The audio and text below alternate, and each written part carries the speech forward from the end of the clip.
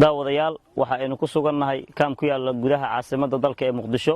waxaana ku sugan dadyow aad u fara badan kuwaas oo tabanaya baahiyooyin kala duwan waxaan mikrofoonka la dhaxqaadnay dadkii ku sugnaa kaamka waxaana dareenkooda u ahaa sida tan Xaliim Maxamuud Cali xaliim kaamka aad degantahay magaciis Brusley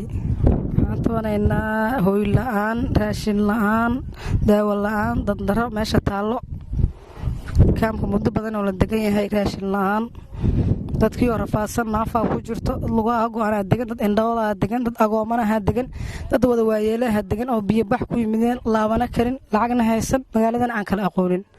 waa tahay ummadda Soomaaliyeed ee dhammaan dal iyo dibad meel walba ay joogaan maxaad ka codsanaysiin waxaan ka codsanaynaa si degdeg ah inuu soo gurmadaan noogana soo gaaraan rafaadka iyo baahida meesha taalo biyo la'aanta hooy la'aanta mashquul la'aanta raashin la'aanta iyo daawo la'aanta bac la'aanta waxaan ka codsanaynaa ummadda Soomaaliyeed meel walba ay joogaan dal iyo dibad ay tahay in muslimkan rafaadsan ay ugu sadaqaystaan qof walbana wixii geysatay ay maalinta qiyaamo ay la hortagayso maadaama aad dadka kaamkan degan ka mid tahay maxaad codsanaysaa maxaad tabanaysaa waxaan tabanaynaa baahiyo kala duwan baahiyaha nolosha bini'aadamka asaasiga wax aan hadda haysano oo la sheegi karo ma jiro waxaa jira waxbarasho la'aan jirto baahiyaa jirto raashin la'aan bac la'aan hooyaan ugu daran meel lagu hoyda malahan rooba iska da'aya baahi ilmo waxbarasho ma haystaan isbitaal hadda soos noogama sukay haddii xataa qof ku foolata meesha oo nugu dhacday gabdha ku foosheen soos noogama sukayso meel caafimaad baahiyahaas kala duwan aan ahay walaalkay dad naafaa iyo agooman iyo waayeelo iyo isugu jirnaa intaasba waa tahay ummadda Soomaaliyeed ee daawanaysa maxaad ka codsanaysiin waxaan ka codsanaynaa intaas baahiya oo aan ka soo hadalnay qofkii waxaan ka qaban karo inuu noog soo jawaabo si degdeg ah magacaygu waxaa la yiraahdaa Cusubey Makaraan Maxamed maam Cusubey kaamka aad degantahay magaciis waayo arag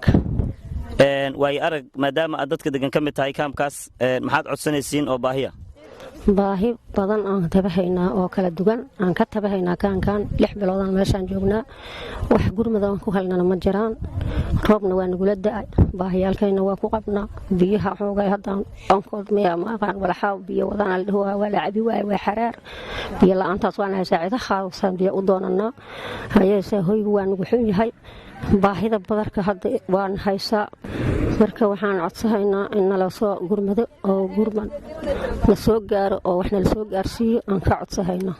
waa tahay waxyaabaha hadda idinkugu daran ee idinkugu horeeya baahiyaha idinkugu daran ee rabtiin in garab la idinka siiyo maxaa kamid ah kulli garaban ka rabnaa maxaa jira waagi bariyo dib in la shitaa la rabaa wax shaqeeyaha shaqada kama haysan haye hooyigii ma haysan waxaan wax ku cunno ma haysan barakacaan iskana marka waxaan rabnaa inaan gurmad ka helno muslimiinta oo maqlays sayid xasan leeyra haye maxaad codsanaysiin waxaan fadhinaa rabnaa 5 biloodaan fadhaa ajiifa haye maxaa lagu qabtaa hadda oo ku daran maxaa qabtaa ya waxaan cunay waxaan ugu waxaad cunto iyo waxaad ugato maxaa kale oo ummadda Soomaaliyeed weydiisanaysaa aniga muslimkana waa la jiraa aabo siyata jiraan kamana ruux jecel wixii la soo qaybana cuna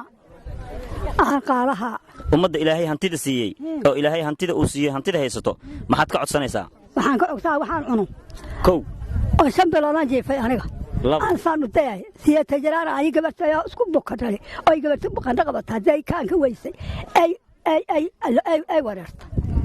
way agjeefta daawadayaal waxa aan la joognaa gudoomiyaha shanta kaam ee ku taala magaalada Muqdisho oo si wada jir ah uga warqabo mas'uulkan horteena taagan wuxuu inoo sheegi doonaa magaciisa iyo sidoo kale shanta kaam ee meeshan ku midaysan magacyadooda iyo inta qoys ee degan iyo waxyaabaha ay u baahan yihiin haduu eebid insha Allah magacaygu waa Xasan Maxamed Saciid gudoomiyaha kaamka Muqdisho kaamka waxaan ku haynaa dad oo maaragtay soo barakacay biyo baxadii Jowhar iyo dadkii leega iyo aqbar weyn shabaabka ay soo guriga ka soo burbursheen muddaan dadkan aruurinaynay meesha kaamka koowaad waxaa noo degan waayo arag 250 ruux kaamka labaad Tawakal waxaa degan 180 kaamka kale Doomburaale 200 aan ku haynaa Galbalday oo 240 iyo Bulisay oo 230 dadkan waxay u baahan yihiin hooy bay u baahan yihiin roob jiro baca buste iyo maacuntii raashinkii kaararkii WFB sida waxbarashada iskuulka isbitaalka MCH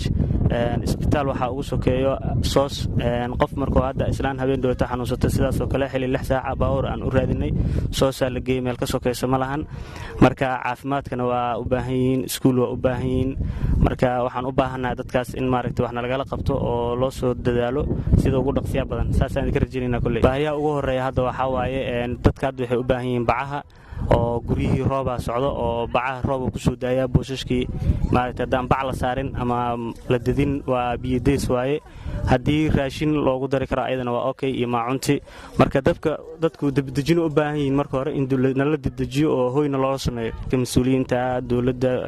Soomaaliya waxaan ka dalbanaynaa dadkan masaakiinta meesha ku hayno inay nala soo gurmadaan oo maaragtay wixii ay karaamka u qaban karaan oo tabartooda in loola qabto annaga kaliya waxaan sameyn karnay dadkan debdejin u sameynay guryaha dhulaan siinay waa soo dhaweynay marka haddii wixii kale oo naga badanna haddii in nala qabto maaragtay nala celshaan rajaynayna haddii la yiraahdo